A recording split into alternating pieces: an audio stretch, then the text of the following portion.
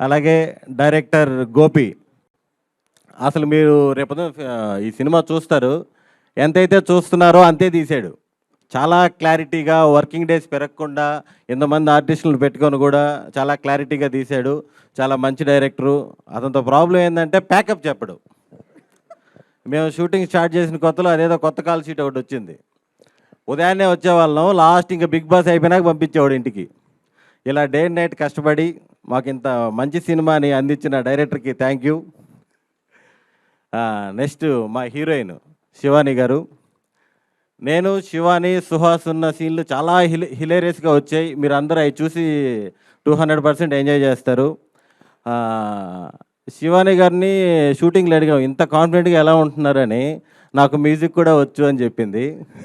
మా సంగీతం టీచరు ఇప్పుడు మీ ముందు ఒక పాట కూడా పాడే ఛాన్స్ ఉంది.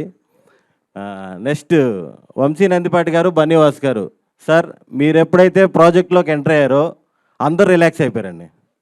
సుహాస్ అయితే మరీను, కాజాగూడలో 2 లక్షలు అంటగా గజం, అంత రిలాక్స్ అయిపోయాడు. Thank you sir.